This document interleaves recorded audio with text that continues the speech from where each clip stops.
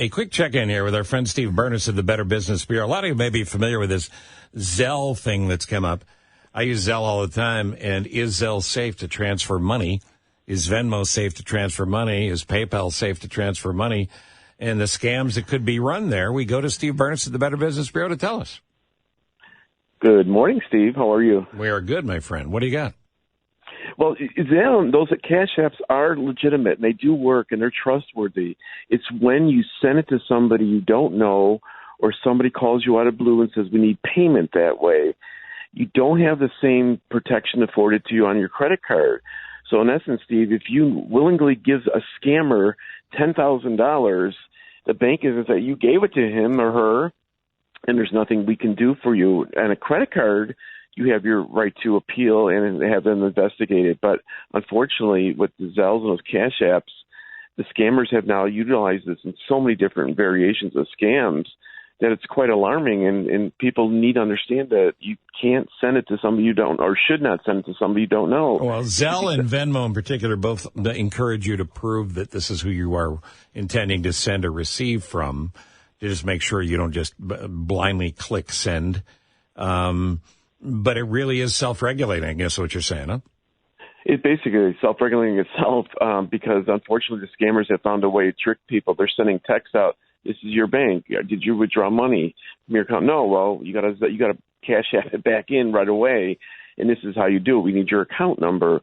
So then they get your account number that way. It's just so many. The tip-off to the rip-off really is that anybody telling you that you got to quickly do something, or something is wrong, or you paying for something that person you never met. If you're buying tickets for the Springsteen concert, and they ask you to sell the money to them, and they'll send you an electronic ticket. No, because you don't know that person. You don't have a relationship with that person, and they can be fraudulent calls too. Because we just reached an alert with ComEd as well. They have the fake utility workers saying that you owe money on your account, and if you don't Cash App or Zelle or Venmo us money, we're going to turn off your electricity. That does not happen.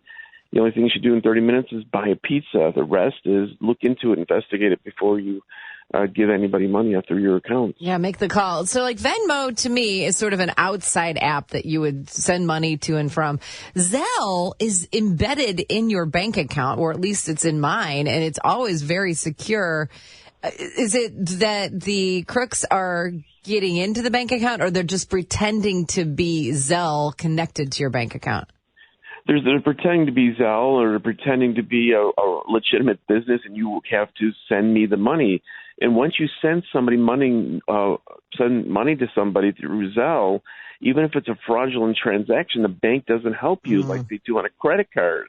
So if you give me, $500 this morning, and it was a fraudulent transaction, you don't know me, and I'm just a scammer, the bank says, you paid that person $500. You told us to give that money to him. There's nothing we can do for you.